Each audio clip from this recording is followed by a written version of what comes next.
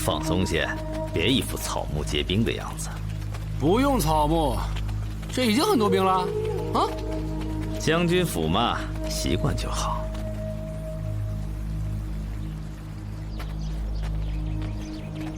此处是我的府邸，可以随便转转。你这院子倒是清静很多啊。我这儿啊比较安全。哟哈，你还养着狗呢，还有这爱好啊？嘿，你说的安全是这个意思啊？何其广的脊牙，脖子上有个颈圈。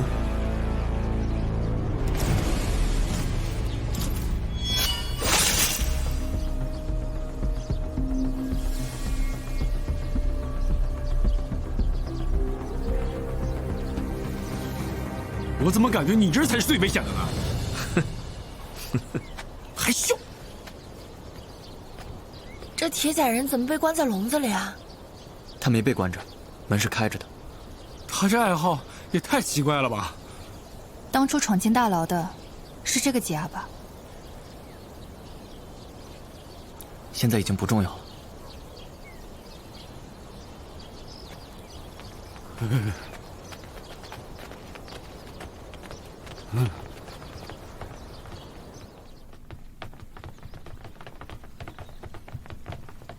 各位在此稍等片刻，我去通禀百里大人。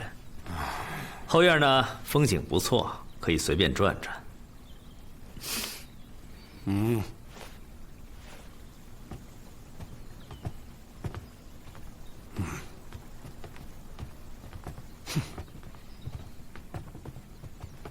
哎呦，我说曹胜啊，你是真能忍呐！哎，怎么了？他可是你的杀父仇人啊！你是在讽刺我家少爷啊？不是，我是能感同身受。如果荆南王站在我面前，我可做不到像你这样从容。你这都是为了大局啊，在这方面你比我强太多了。我说这个没有别的意思啊。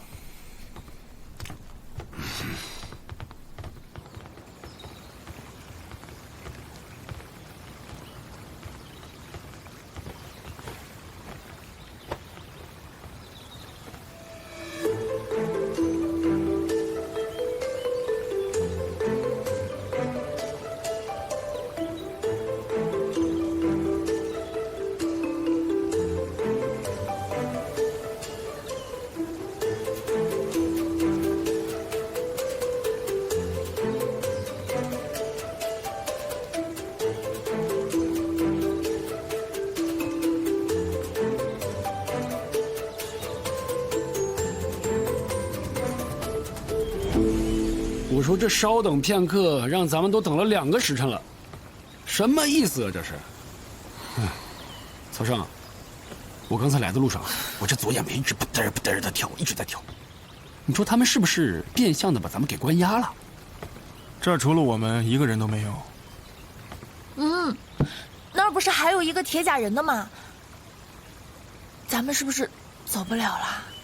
他们如果想动手的话，不会等到现在。不对。左眼皮跳的是财，右眼皮跳的是灾。哦，左眼皮跳财，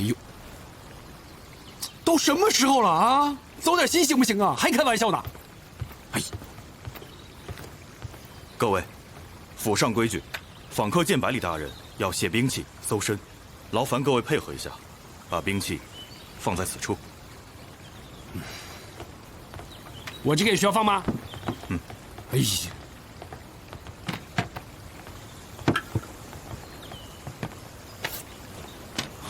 你这把刀是哪里来的？你怎么说话的？这是我们百里府的待客之道吗？各位久等了，饿了吧？来，先吃点东西。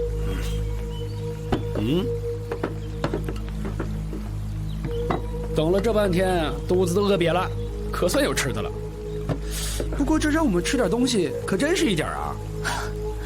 我们好歹还请你吃烤鱼呢，你就请我们吃这？这是个考验吗？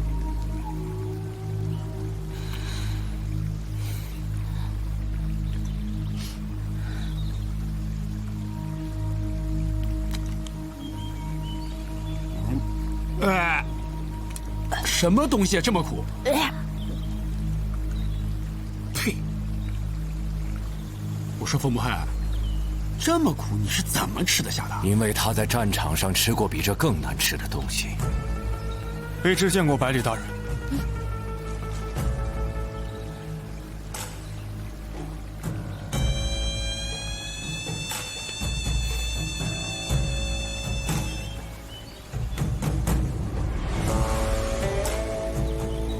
各位免礼。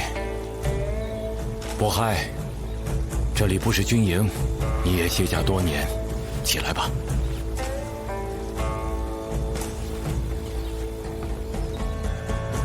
你知道他是谁，你怎么不说呢？百里大人的待客之道，可真是令人琢磨不透啊。这苦饼是刚做的，府里的人都知道老夫的意图，问他们得不到真实的意见，因此我只能出此下策。美食珍馐，世间难得。第一次看见有人故意把食物往难吃里做的。再难吃，也是粮食。各位远道而来，府里只用苦饼招待，未免怠慢了各位。老夫已命人备好晚宴，稍后各位可安心享用。百里大人应该清楚，我们此行的目的，不是为了吃饭。西广把你们的遭遇都告诉我了，但老夫能力有限，实在是爱莫能助啊。荆南王有几啊？你也有。我相信荆南王跟你说了很多老夫的事，大部分都是妄加揣测，唯独有一件事是真的，他的挤压可以操纵肾精，让人魂魄互换，但老夫的挤压办不到。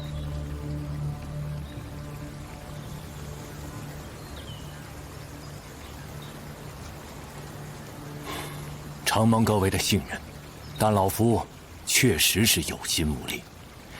若不嫌弃的话，各位就在府上多歇息几日，再做打算。老夫先告辞了。恕在下斗胆。百里渊大人，是否是因忌惮荆南王，而无法相助？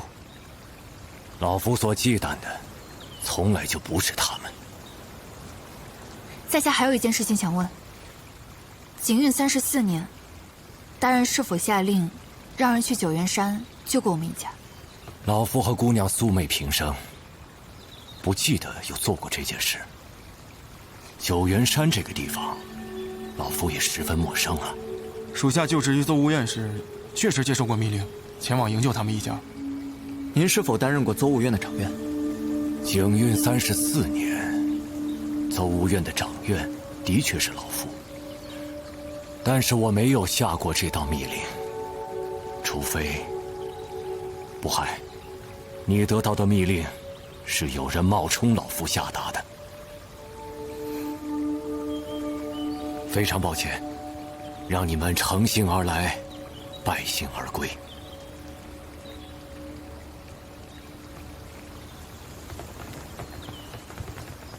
骑了2天的快马，就来吃了这几口苦饼，还就了一大碗闭门羹。你们已经见到百里大人了，就不算吃闭门羹。这有区别吗？你得给我们个说法啊！我只负责引荐，不保证结果。各位，晚宴见。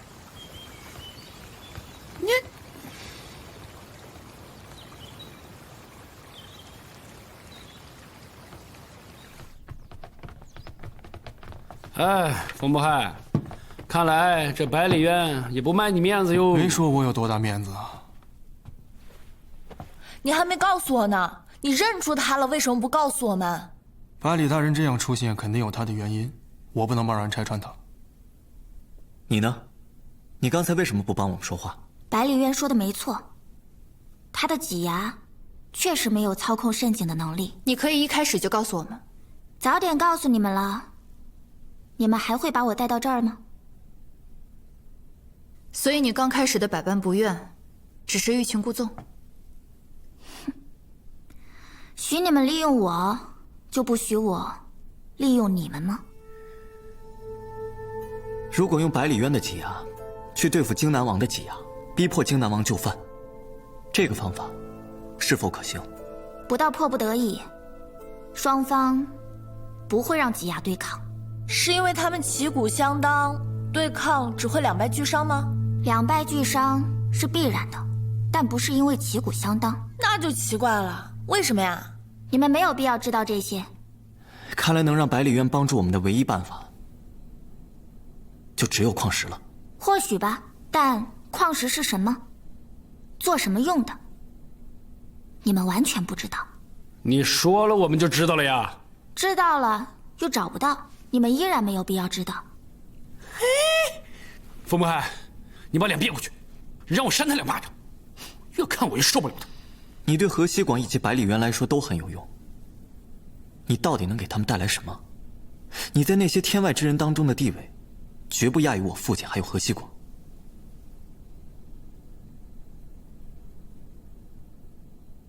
得，这又到了沉默是金的时刻了，是吧？所以你跟我们来这儿的目的，就是为了让自己留下来。我不想走的话，你们也没有办法。这里可是百里府。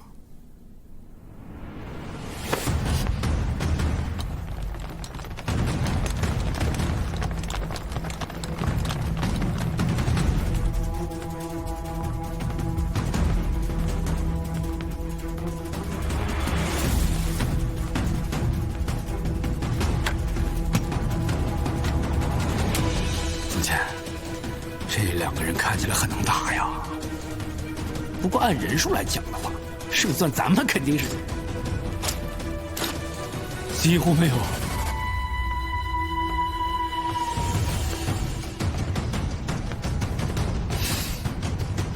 各位不用那么紧张，不是想大动干戈，是想说饭已经好了，希望大家别这么着急走。还有，这次不吃苦饼了。你答应过我，到了百里府之后，不再限制我的自由。现在这个情形，你松开他，比抓着他安全。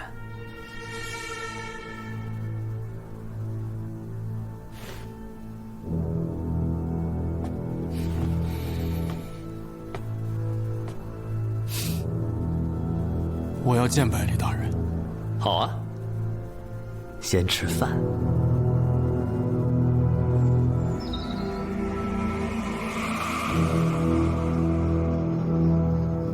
这个院子是专门为你们收拾出来的，大家一路劳顿，辛苦了。正好今天酒足饭饱，好好歇息。还酒足饭饱，气都气饱了。哼！哎，你这么跟着我们，你就不怕我们把刀架你脖子上，逼你把彤彤交出来？大家都是聪明人，又怎么会做蠢事呢？我现在特别想知道，我们现在的状况，是被关押，还是软禁？我觉得两者都不是。这个别院没有一兵一卒，很清静，你们来去自由。如果不嫌弃的话，你们可以在百里府多逗留几日，再做回城的打算。彤彤现在在哪儿？在我那儿。你放心，他和你们一样行动自由。不过，如果你们要去找他的话，麻烦提前跟我说一声。别忘了，我院子里可是有狗啊。这是你的意思，还是百里大人的意思？这是你女儿的意思。哦，不，她不是你女儿，你知道。你什么时候安排我去见百里大人？我现在就去通禀。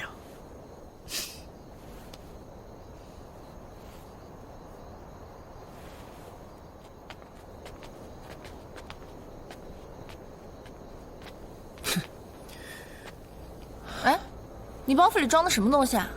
哎，我吃饭的家伙事儿，这不得随身携带呀？哼哼。你是怎么知道曾倩是百里渊的女儿的？朕现在是皇帝，知道这些很正常。即便这事是真的，百里渊也可以不认。如果要认，一早就认了。所以你要有所准备，就算百里渊见到曾倩，也会假装不认识。到时候，就需要你推他一把。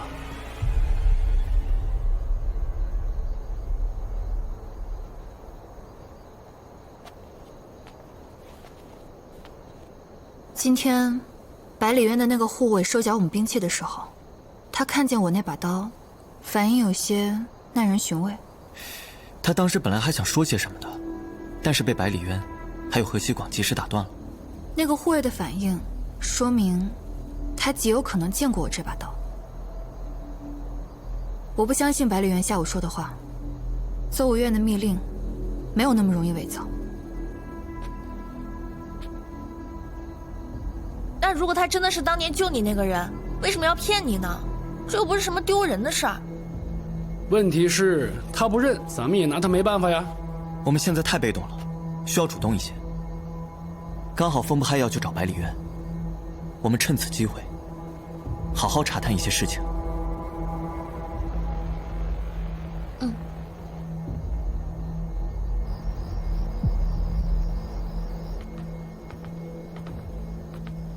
稍等。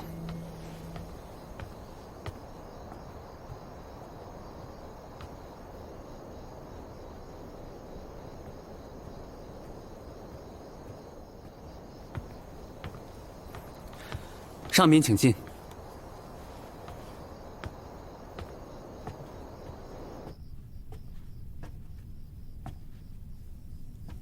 见过大人。免礼。坐吧。飞行仙云，你们退下吧。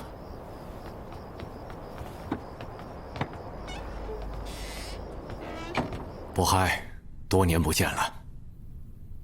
我下午在西广那儿看到了你们的兵器，当年的神机营第1刀为什么用上长棍了？它更适合我现在。很多人在卸甲之后，都会想起当年战场的情形。我想你也是吧？偶尔会害怕。或许你只是怀念。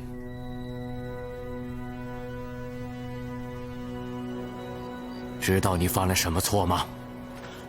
属下愚钝，请大人明示。今天下午你收缴他们兵器的时候，见到那把刀，为什么要说那样的话？因为大人也有一把同样的刀，属下以为他是窃取的。你就没有想过那把刀有可能是我送他的吗？这点，属下属实没有想到。属下跟随大人多年，大人一直将那把刀视若珍宝。那位姑娘看着较为面生，与大人非亲非故，心想大人怎会将爱刀赠予她？想法周全，但做法莽撞了啊！如果他那把刀是仿品，你这么说，他就会知道真品在我百里府上。属下知罪。罢了，长个记性，以后务必谨言慎行。退下吧。是。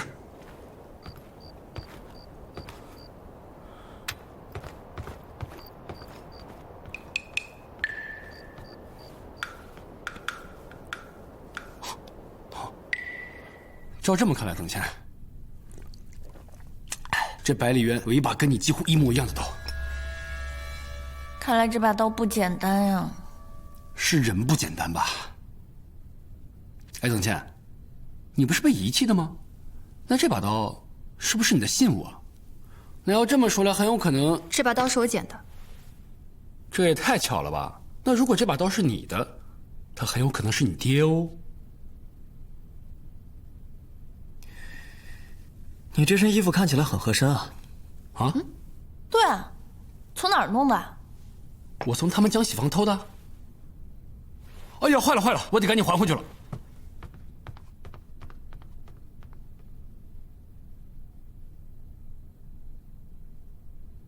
你来找我，想必是为了你的闺女吧？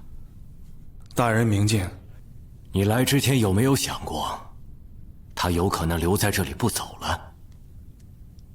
想过，但是我觉得我应该可以把她带回去。本来是可以的，但前提是，她真的是你的女儿。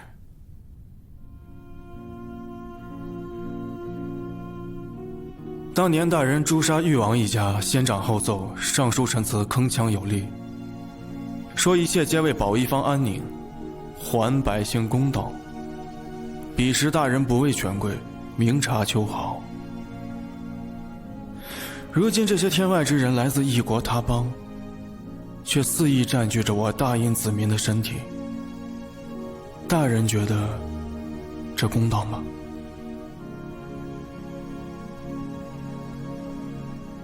武秀陵之战以后，你申请调离神机营，我问你缘由，你说不想再看到更多死人了。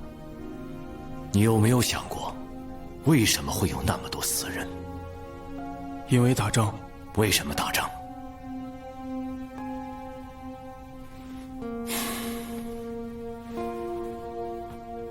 景运16年，常州蝗灾，6万饥民在一个异城的山洞下攻入州属，酿成暴乱。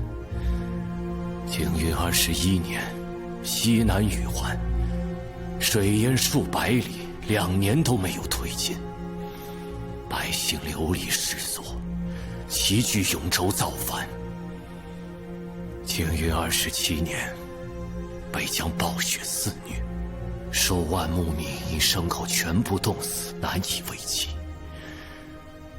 他们跟随芒北铁骑，侵我疆土。景运35年，西北大旱，连续3年粮食颗粒无收，20余万灾民在南下逃荒途中造反。这些只是规模比较大的战事，也是我参与过的。那些较小的，我没有参与过的，大应100年，不计其数。其实你我都知道，老百姓是最容易满足的。有句话说得好，3亩地1头牛，老妻孩子热炕头。只要有吃有穿，百姓是不会造反的。可每逢灾年，粮食欠收，朝廷赈灾粮又不够，那百姓就只能去啃树皮，吃观音土，吃死人，吃完死人，吃活人。他们只有一个念想，就是活下去。所以他们只能抢，抢就要杀人，杀人就是造反，造反可能会被杀死，但不造反就肯定会被饿死。这些年，所有的灾祸，所有的战乱，根源都是2个字：粮食。你知道我为什么要研制苦饼吗？每逢灾年，朝廷的赈灾粮不够，还要被贪官层层盘剥，以及有些刁民贪领冒领。在这种情况下，有些官员会选择极端的手段，往州里掺沙，这样才能保证来领州的人是真正的灾民。但州里掺沙极为伤身，而苦饼虽苦，却对身体无碍。所以下午的时候，大人让我们吃苦饼，是为了验证一下苦饼是不是真的难以下咽，将来赈灾的时候，以免有人贪领冒领。可这个方法终究是治标不治本。我之所以和河西广这些天外之人合作，就是想从根源上解决粮食的问题。他们从遥远的天外前来，身怀绝技，说他们能呼风唤雨，也不为过。在他们那里，早已没有饥荒，因为他们能预测天象，操控风雨。他们1年产的粮食足够所有人吃上数年。如果他们在我们这里施以技法，那我们这方天地会是何等丰盛祥和的景象。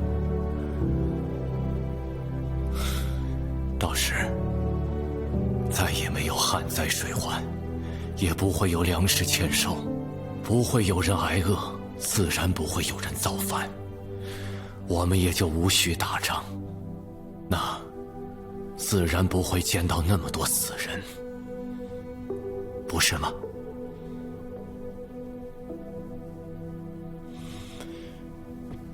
荆南王是不是告诉你们，我所做的一切都是为了复辟滇国？他是为了天下，大人也是为了天下。大人的目的本跟他不相悖。他所说的天下不是天下人的天下，只是他李家的天下。这个世界是好是坏对他并不重要，重要的是皇帝一直姓李。因为他害怕改变，所以害怕天外之人的到来。那大人不害怕吗？他们只是借助我们的肉身在这个世界上生活而已。既然大人把他们的世界说得这么好，为什么他们还会来这儿呢？我只说他们那里没有饥荒，并没有说他们那里有多好。现在他们只是占据我们的身体，如果以后他们要的更多呢？我自然有我的办法。那同河西广的合作，大人也不是京城的。京城也需要有边界。大人有河西广就够了。统统更重要。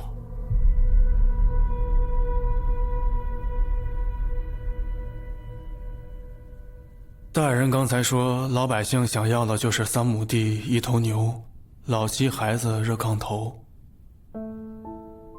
如今孩子都保不住了，那大人所谓的天下，不是不害的天下。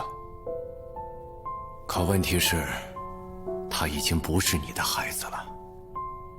荆南王此前不知道他的重要性，所以才让你们离开登州，安然地来到我这里。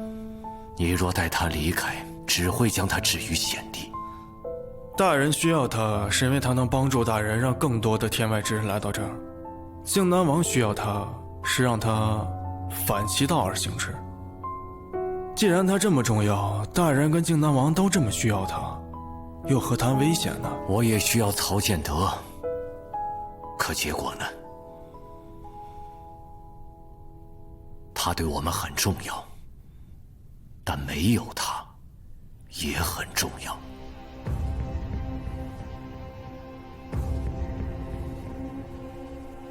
没有他也很重要，这句话什么意思啊？百里园跟荆南王之间，我们必须2选1，这样子起码有一方是朋友。但如果2方都不选，那就都是敌人。如果不能为己所用，那也不能为他人所用。那就是得不到就毁掉呗。这句话明显就是威胁，也是现实。带不走彤彤，我们这算是赔了夫人又折兵吗？听百里渊的话，河西广的挤压杀了我的父亲，他是知道的，甚至是他的授意。一边是你的杀父仇人，一边是我的杀父仇人。我们现在这处境啊，真难。可是不管是百里渊，或是荆南王，他们都没有帮我们的理由。除非我们能给到他们想要的东西。矿石？可是我们对矿石一无所知。往好处想想吧，我们现在已经离开了登州，而且彤彤也已经摆脱了那个怪物的威胁。只是暂时的吧。根据当年高梦殿的情况来看，咱们跑到天涯海角都没有用。那个怪物也很奇怪啊，为什么只杀天外之人呢？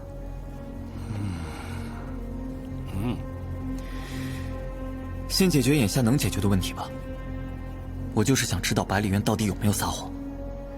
当年下密令救曾倩的人，到底是不是他？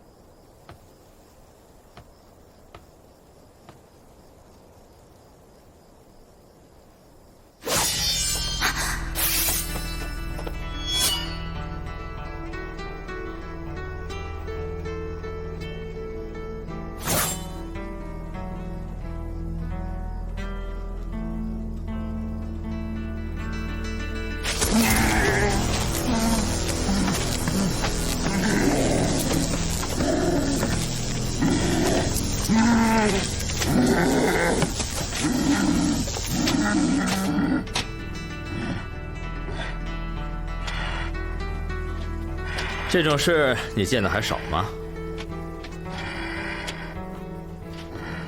我以为他到了这个世界可以不一样。凭什么不一样？我看皇帝那边的铁甲人可不是这样的。无非是有狗链和没狗链的区别。贱民到哪儿都是贱民。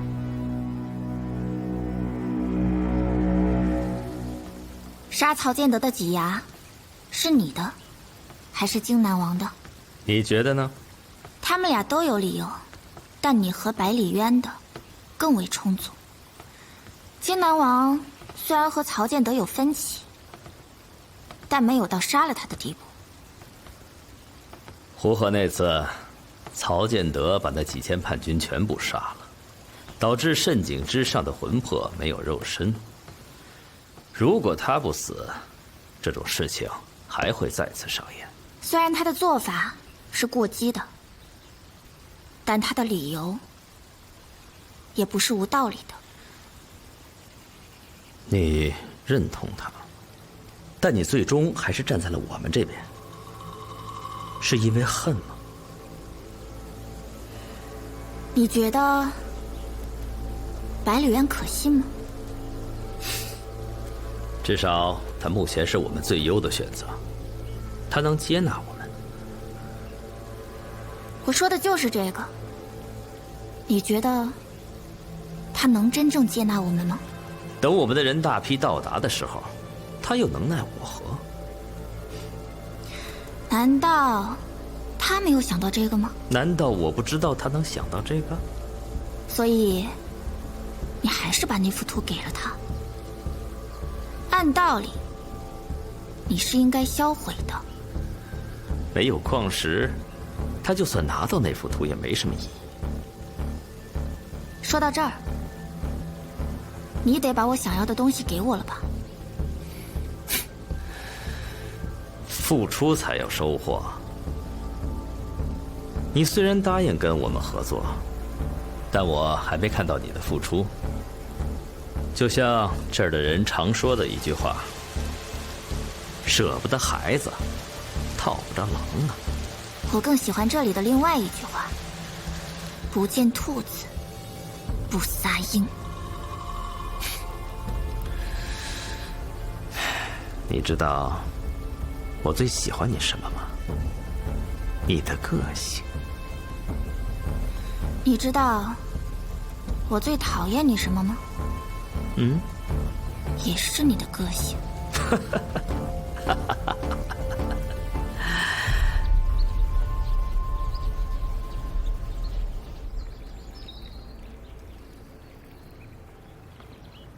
大早上的喂鱼，还真是有闲情雅致啊。虽然是寄人篱下，但也不能总是自怨自艾吧。不过你消息倒是挺灵通的，昨天我们刚到，今天你就约我了。上次离开登州城较为匆忙，还没来得及向你道谢。你是没有想到我们会在这儿相遇吧？有点意外，但想想也是必然。荆南王不会这么轻易就让出肉身，你们能找的也只有百里渊了吧？这你都知道？百里渊跟你说的吧？此前在无极观，我叫了那么多天父皇，没想到是老13。想想也是挺可笑的。接下来什么计划？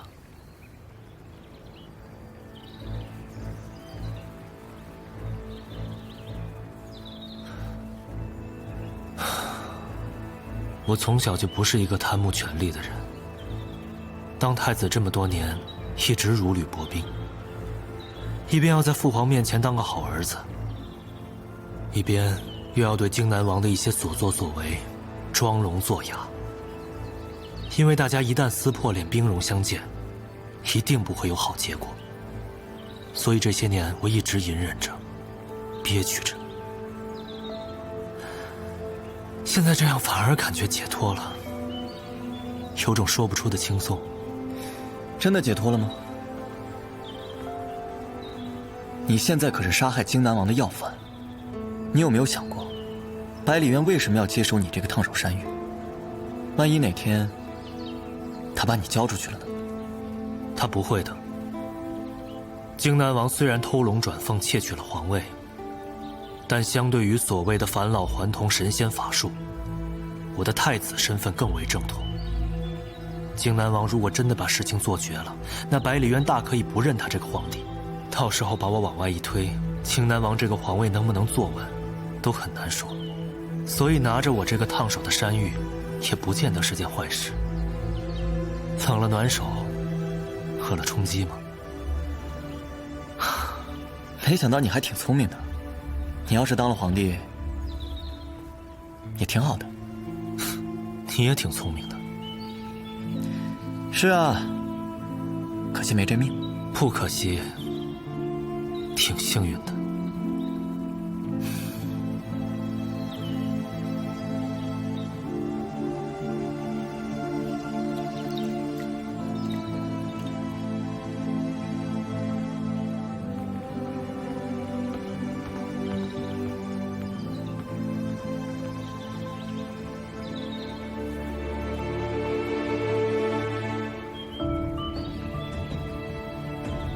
父皇此时一定在派人四处寻我，麻烦你们借我身衣服，以便乔装演行，去陈州投靠百里渊。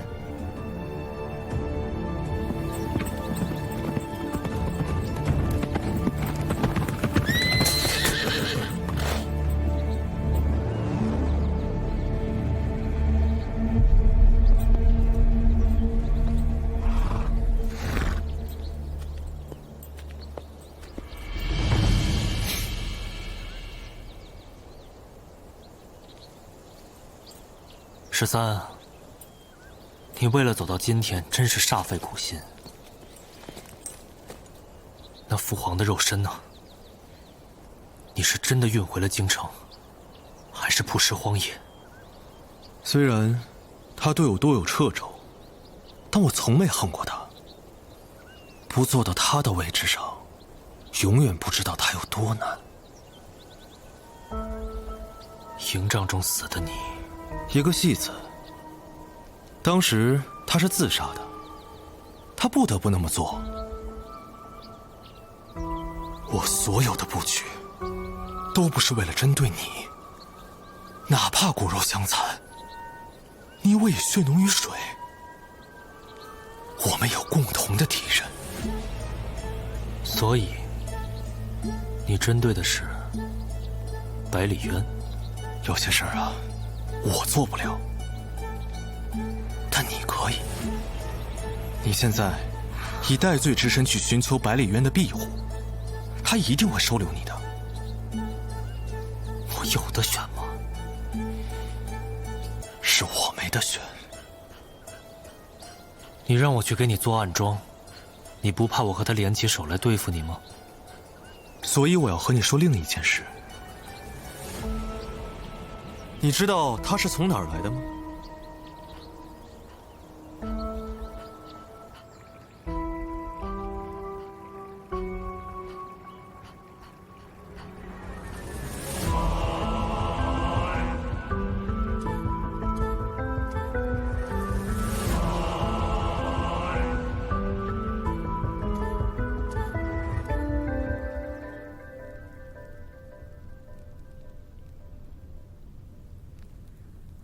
曹胜他们已经到百里府了，据说一路上连饭都没吃，是真着急啊。看来老八已经跟他们接触上了。迟墨已经带人在百里府附近候着了，只要太子动手，随时接应。不过，我担心曹胜他们会不会识破太子。没事儿。他们的心思不会放在老八身上。为了让他们齐聚百里府啊，我可是费了不少心。希望向来不中用的老八，这次能顶点事儿。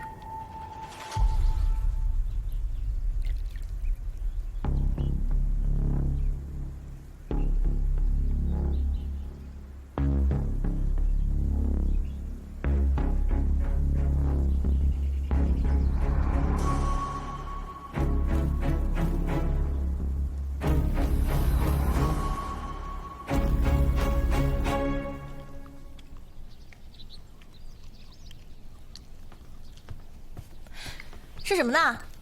面条。明明吃的是尖椒。知道还问？干嘛？粥烫，这碗凉一点。没想到你还挺细心的嘛。我只是不爱喝粥而已。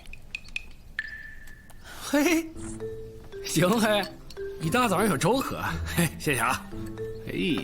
哎，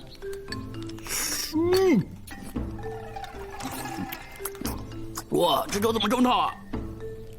啊，你们俩知道是不是？真坏啊！是你太快了。好，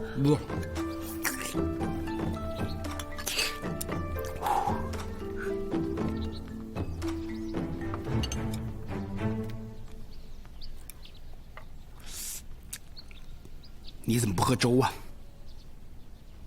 烫。你怎么知道它烫啊？你嘴巴都烫秃噜了。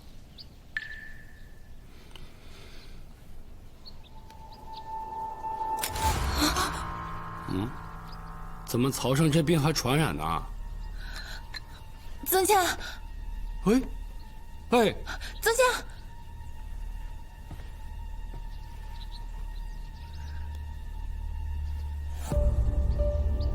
这什么情况？这包子里有毒！曾倩，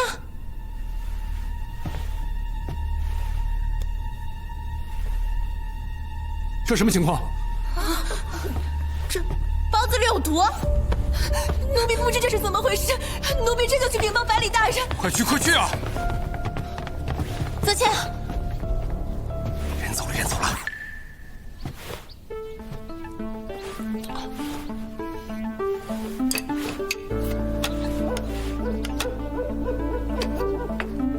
不用画太夸张，嘴巴画白点就行。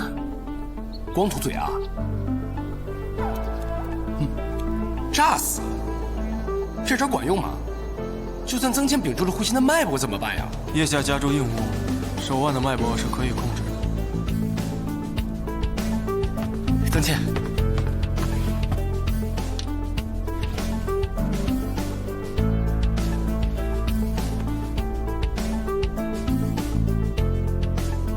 真的没有脉搏了，屏住呼吸，他也看不到心跳。加上曾倩又是女儿身，百里渊应该不会上手摸心跳的。但是脖颈的脉搏是个问题，我们可以引导他先摸手腕。要是他摸完手腕，再摸脖颈怎么办？只要他确认我手上没有脉搏，反应一定藏不住，除非他不是当年救我的人。如果当年派人去救曾倩的人真的是百里渊，这就意味着在他心中极其的在意曾倩，现在只是刻意在隐瞒。那如果曾倩再次遇到危险呢？关心者乱。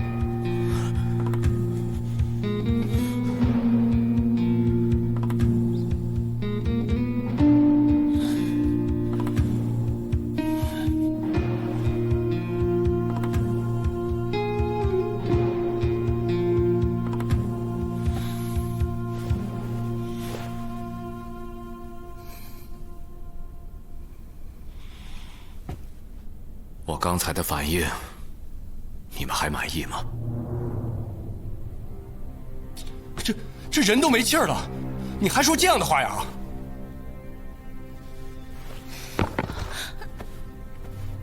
别演了，他都已经看出来了。我府上对入口的食物很谨慎的，很难发生中毒的事。其次，你的死状也太特殊了，双臂夹紧，腋下肯定夹有硬物。我行军打仗这种把戏见多了。西广跟我说了很多你们的事，说你们如何的机敏聪慧。可今天看到你们用的伎俩，我大失所望。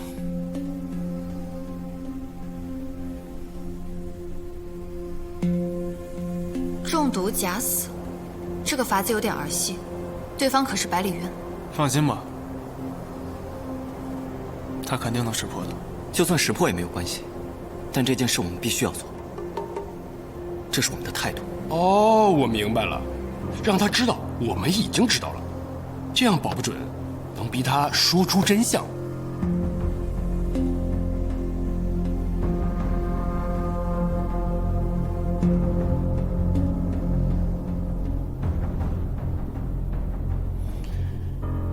你们呐，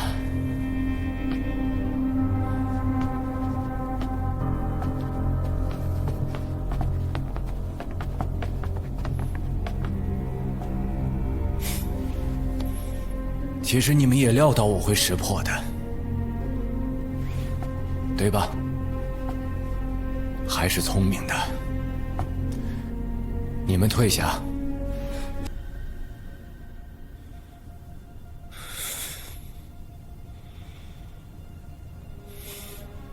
多年后，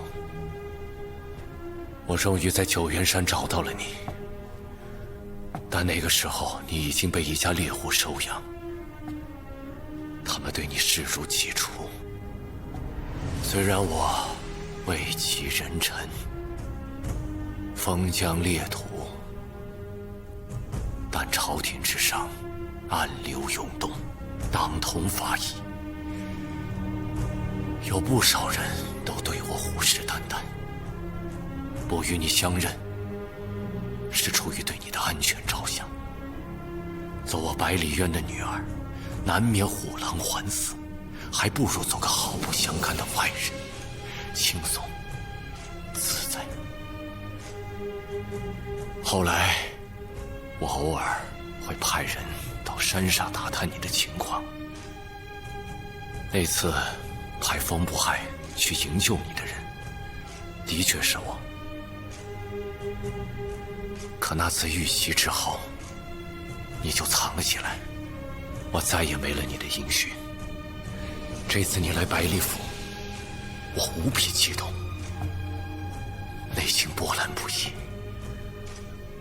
但我只能强行压下去。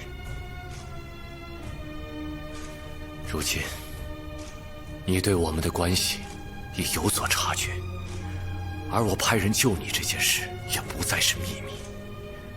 你真实的身份迟早会被人知晓，到时必将是危机四伏。与其这样，不如相认，一人忌惮，我也安心。但是丫头，如果不是姓氏使然，我宁愿你普普通通的过一辈子，也不愿意你因为我而卷入这波谲云诡的权力纷争之中。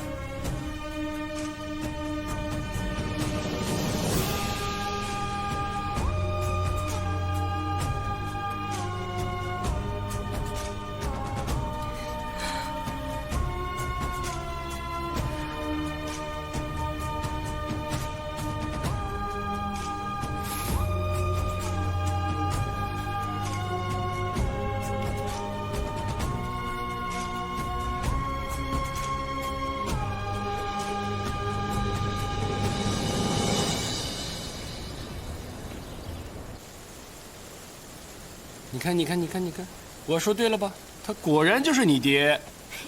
太好了，这样一来你就不用担心他不帮你修增信了。不过你之前不是说你那把刀是捡的？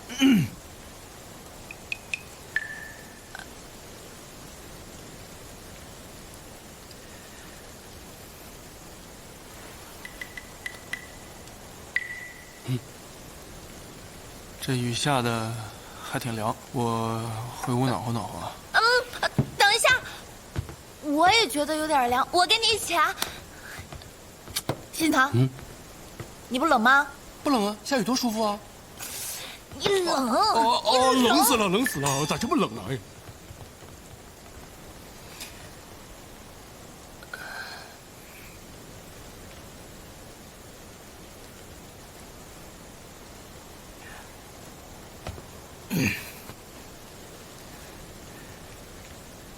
如果我说，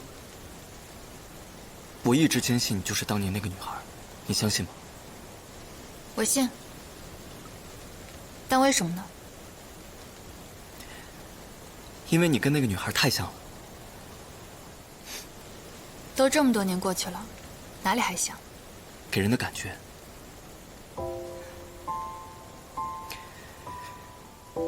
一个人总会有一些感受是刻骨铭心的。这种感受可能发生在某个特殊的时间、特殊的场合，或者跟某一个特殊的人相处的时候。有意思的是，那个女孩刚好是我在特殊的时间、特殊的场合遇到的那个特殊的人。如今的你，也是。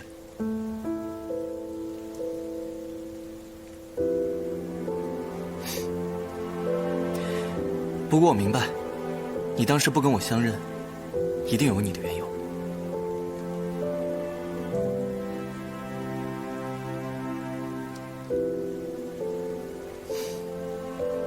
那年我们一家遭受神秘黑衣人袭击后，我父亲在奄奄一息之际，除了将我的身世告知于我，还叮嘱我不要执着，一定要放下这件事，隐姓埋名。那一刻我就意识到，我的身份必须保密，不能与外人道，否则会连累身边的人。你这个理由和百里园不跟你相认，出奇的一致。你们父女可真是挺像的。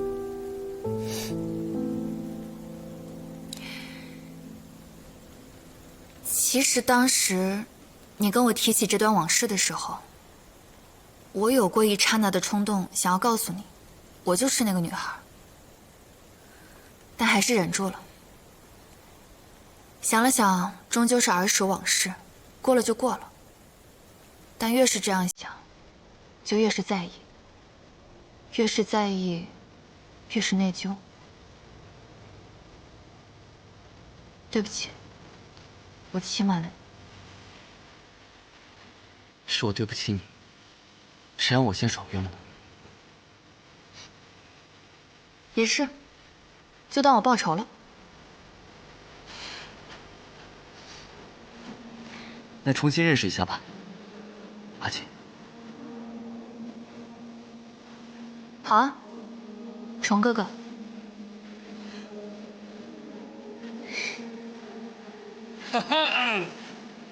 要不要庆祝一下？快点啊！虽然现在还有很多事情没有解决，但也不妨碍喝酒啊。高兴可以喝，不高兴还可以喝，是吧，阿庆？还有阿虫，停。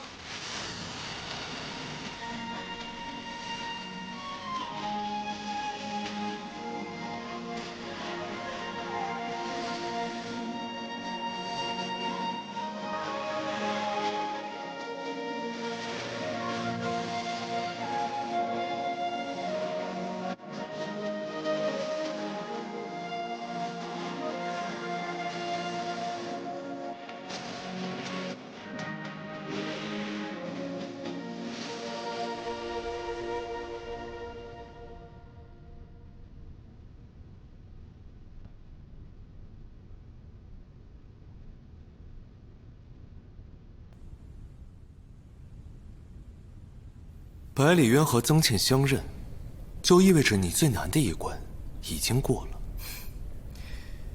给百里渊下毒才是最难的吧？难的不在事儿上，在心里。你要过的是你自己这关，不是为了我，而是为了你自己。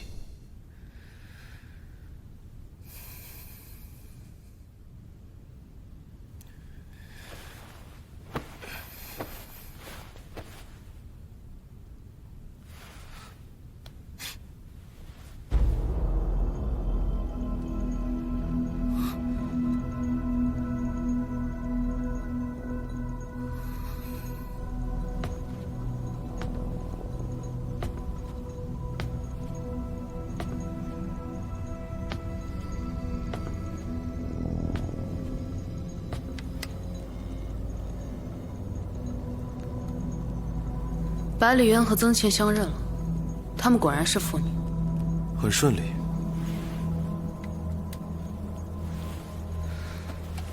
曹胜会动手吗？太子动手就行。曹胜说的没错，想给百里渊下毒，的确没那么容易。不过，曾倩可是没有什么防备。曾倩中毒，百里渊同样会把那张图拿出来。殊途同归。那我们为什么要放他们走呢？从一开始用曾倩来威胁百里渊不就可以了？之前曾倩只是个弃婴，就算她是百里渊的女儿，百里渊没见过她，能为她付出多少呢？只有见面了、相认了，百里渊才会对她投入情感。有情感，就好突破了。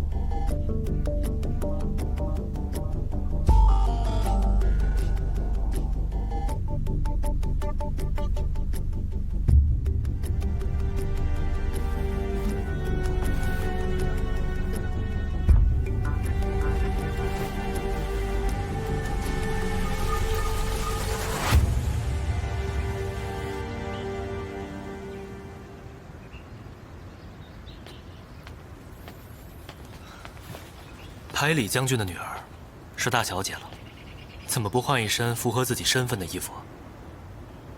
我觉得这身挺好，舒服。太子这么有雅兴，专门请我喝酒。现在不光百里府，可能整个陈州都知道百里大人寻回了失散多年的女儿，合浦朱环。我也得趁机巴结一下呀。不敢当，你可是太子殿下。我就是调侃一下，你这就出心了。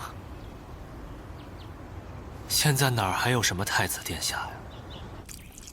你还真别说啊，这百里府的饭菜果然是好，比清风楼的好。差点事儿。我更喜欢清风楼的口味。为什么？难吃。哎，我刚才出去这趟啊，看到外面好多人送礼啊，看来这百里渊认清这事儿啊，有大操大办啊。哎，曾倩呢？被太子约去了。嗯？不是他俩什么时候这么熟了？也不奇怪，这百里渊战功显赫啊，封王是迟早的事儿。这以后曾倩就是郡主了，这郡主跟太子，曹胜有威胁啦！赶紧，赶紧，赶紧，赶紧！哎呦，这已经吃不下了，拿条鱼干什么？不是，我让谢景堂赶紧救救他，他快死了都。我是个大夫医人的，我又不是兽医。再说了，兽医也不易鱼呀。不是，你看他多好看啊，死了多可惜啊！嗯。啊，放手。哎，不对啊，他的鱼鳃是紫红色的，他中毒了。这鱼哪来的？那个南苑花园那池塘里，都死了好几条了，我看就剩这条还有救。南苑。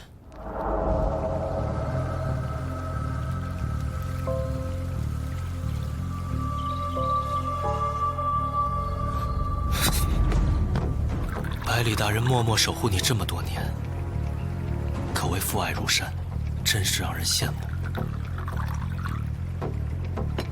帝王将相之家，应有尽有，但往往最缺乏的，就是亲情。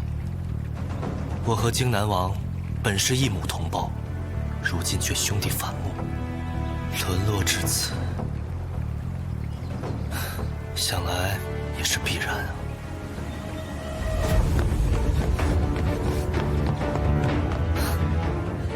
对不住，本来是想恭喜你的，却说了这么一番触眉头的话。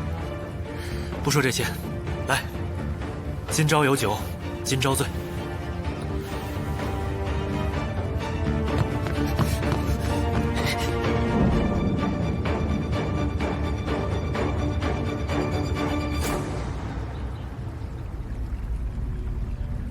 配制这一类毒药都需要一种名叫仙居的草药，用手将其碾碎，掺入其中，可以延缓毒药的发作时间。这种草药本身无毒，却有腐蚀性。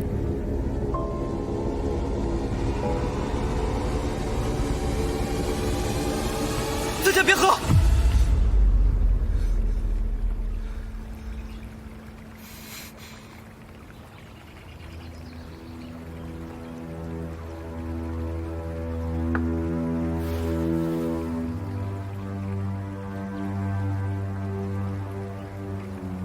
你先喝。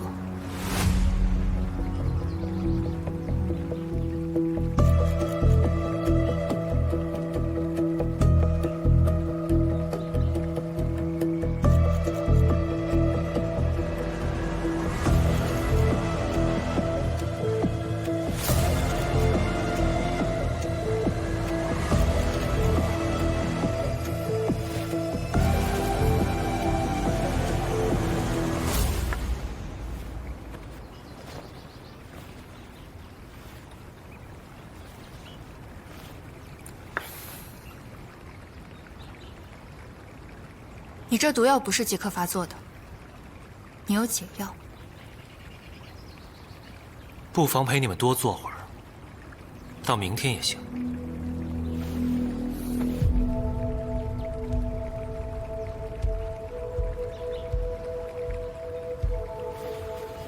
是因为这个吗？我的确配了毒药，也下在了酒里，但不是这一坛。怎么改变主意了？我也没有想到，也许之前有太多的身不由己。这次，我想自己做回主。谢谢你们那天在杨家岭救了我，让我得以离开等州。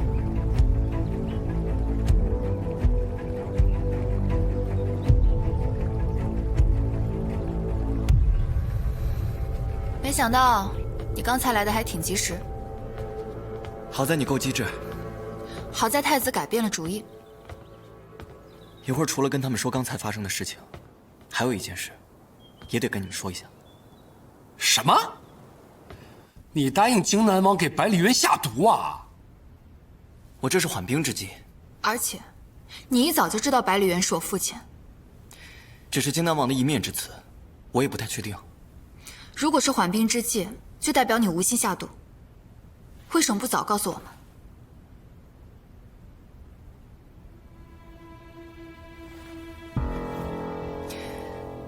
荆南王非常的聪明，他不可能把所有赌注都担压在我一个人身上，甚至他可能一开始就知道我不会去下毒。那他为什么还要跟我做表面上的交易呢？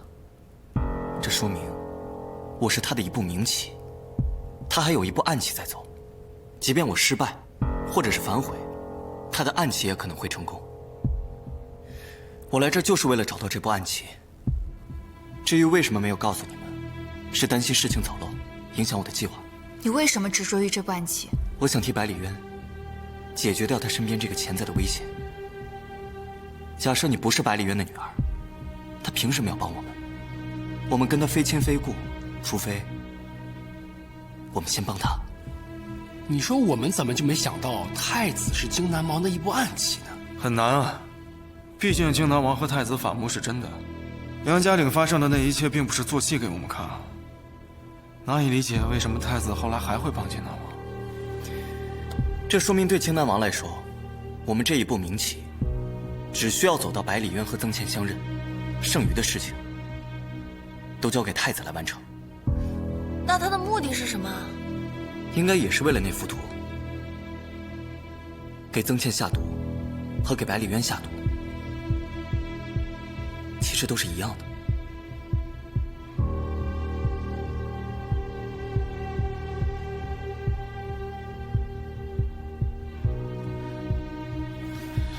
少爷这么做也是为了让百里渊能够救曾信。当然也不全是，我也有我的目的。你们之前不是问过吗？很多事情明明跟我没有关系，我却为什么那么愿意帮大家？你看，我之前说什么来着？你就是有别的目的。小时候，我父亲告诉我有一座城可以治疗我的病，那是一座飞在天上的城。可是随着年纪越来越长，我越来越觉得那是我父亲为了安慰我而编造的一个虚无缥缈的希望。直到后来在登州看到了慎景。以前我从来不敢想象未来，因为我随时会离开这个世界。慎景让我看到了希望，原来我的人生还有很长的路可以走。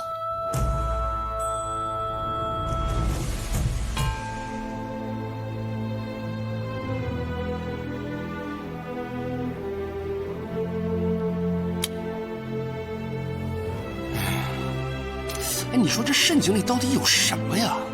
真的住着神仙吗？除了能替人换魂魄，还能治病。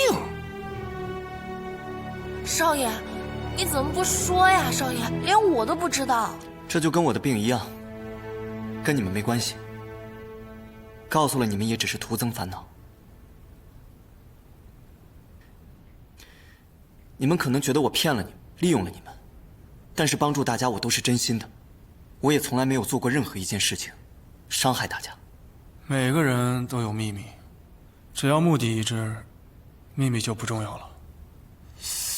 这句话好像说过一回了吧？是啊，第二回说不行吗？金南王的铁甲怪人，他可以操控慎景，只要我们能到慎景上去，就又可以救回曾信，又可以救回彤彤，还能治好少爷的怪病。大家的目的确实都是一致的。除了我，你们答应要帮我对付金南王的啊，造反也得干。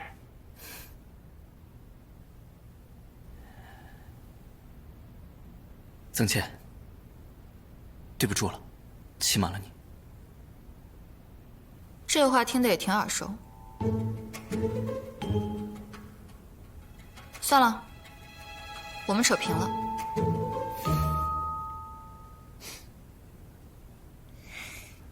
虽然我们拆了金南王的暗器，但我们还是被利用了吧？互相吧。我们除了求助于百里大人，现在也别无他法。无论如何，我们都是要来陈州的。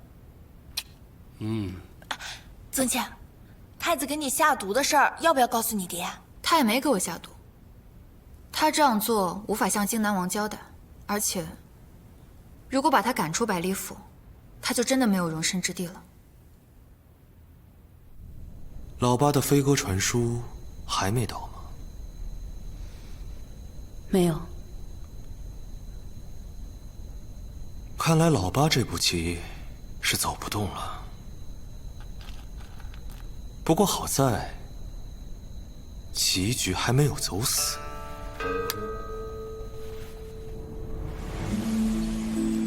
这鱼都不吃，谁说不吃啊？你就这么一把一把的喂鸭子。哎呀，那我用这个，我倒。行，你往有鱼的地方喂行不行啊，大姐？哎呀，那边有鱼，你要把鱼都撑死吗？哇！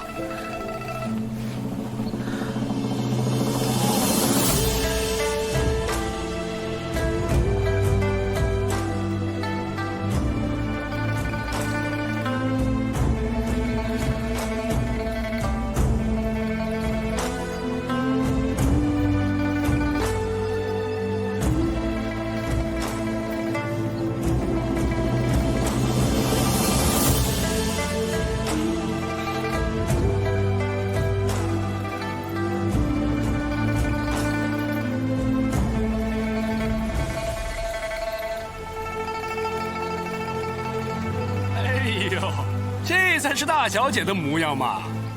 哎，我们是不是该给你行礼了？真好看。哎，你爹来了。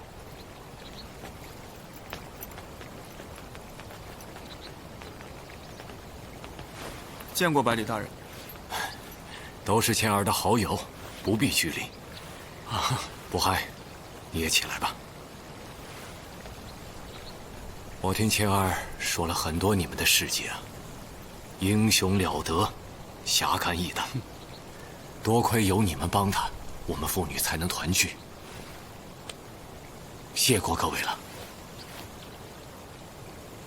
百里大人，您客气了，很多事情都是曾倩帮我们的。现在听他们说话，比第一次见面的时候舒服多了呀。只是一时的，时间长了，他们就会原形毕露。哦，你们是贵客，在府上有什么需要，跟下人说就行。现在就挺好的，不让我们再吃苦饼就可以了。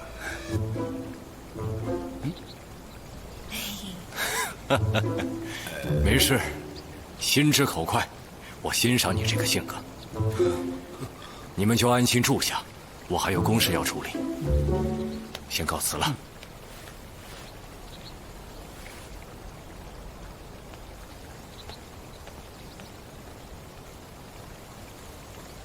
你们两个也先退下吧。是。我跟你说，曾倩，你现在还是太客气了，你就跟他们说退下就行了。来，请。是不是还不太习惯？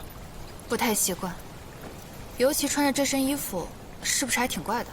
是怪，怪好看的。谢公子说的虽然是真话，但听起来怎么这么让人不舒服？是，我这说话呀，确实不如人家曹公子哦。哇，好舒服的料子呀！我还是习惯穿我那身。你脖子那儿怎么了？被蚊子叮了？我从小就容易招蚊子。他们每天都点艾草的，你屋里没点吗？我不太习惯那个味道，就没让他们烧。哎呀，这么些年呐，你没被蚊子给吸干呐，都算他们嘴下留情了。记得有一次，阿信为了我不被蚊子咬，被人骗了，买了块破石头。人家骗他说那块石头搓得越光滑越能驱蚊，他还真信了，然后自己偷偷的搓了1个晚上，手都搓红。这曾信呐，真是个好弟弟啊。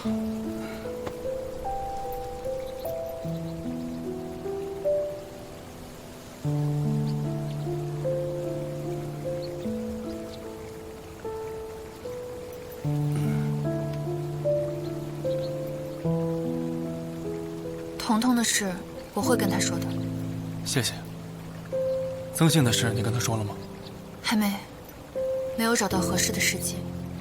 找什么时机呀？你爹现在巴不得把星星月亮都摘给你，直接跟他说就行了呀。你怕他不帮你找弟弟？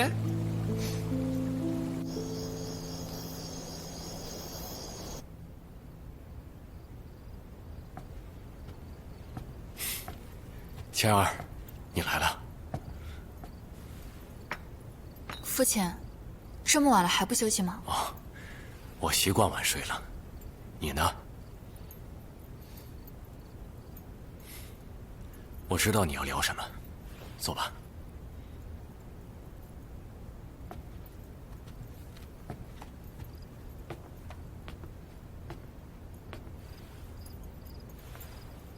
你的养父对你有养育之恩，曾信是他在这世上唯一的血脉，你们一起长大，虽非血亲，但胜似亲姐弟。可是我之前没有骗你，河西广的挤压无法操控神经。难道就真的一点办法都没有了吗？金南王就在登州，只有数百内卫。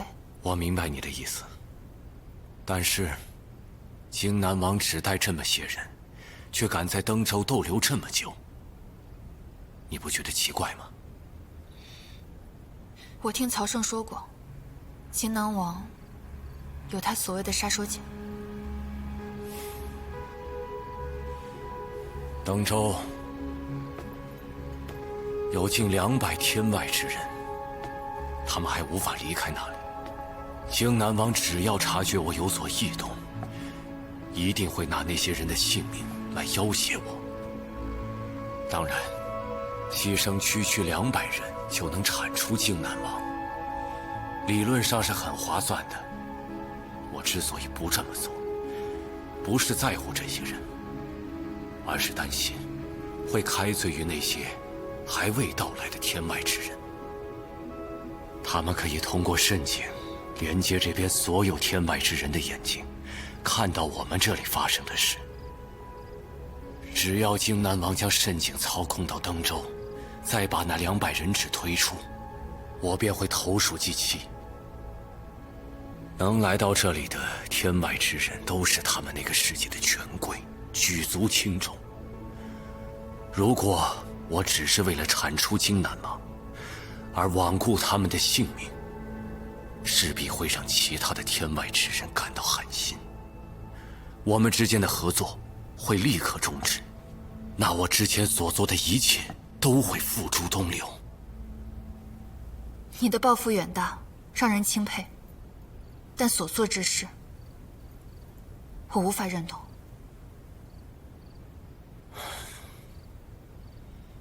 风不害也说过类似的话。我理解你们现在遭受的困境。你是我的闺女，风不害是我的亲兵爱将，我很想帮你们，但眼下确实没有万全之责。倩儿，再给我点时间。可荆南王还有不到7天就要离开登州，我可能没有时间了。但还是感谢你坦言相告。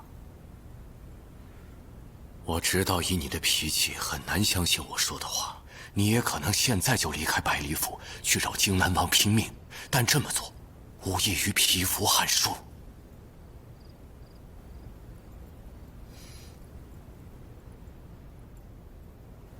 我困了，父亲，先去休息了。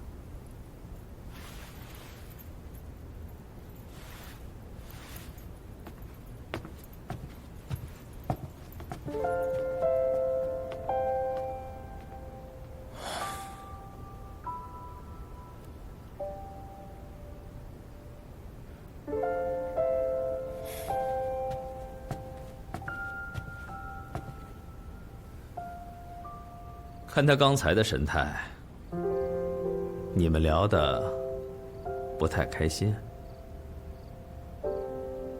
我好像不太好留住这个女儿了。你要和他说真相，有些事只有死心了才能放下。我说的，他未必信。我和他说也是一样的，但彤彤可以。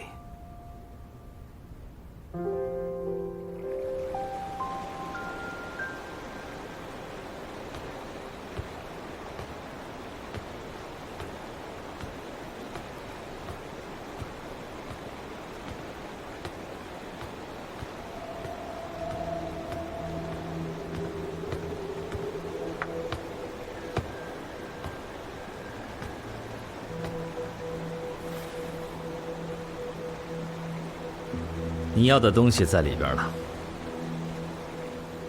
兔子在这儿了，什么时候撒鹰啊？这么看来，你想套的那头狼不好对付呀。没你想的那么严重，是百里渊想让曾倩知道一些事情，委托你去告诉他。说多少？全部，照实说。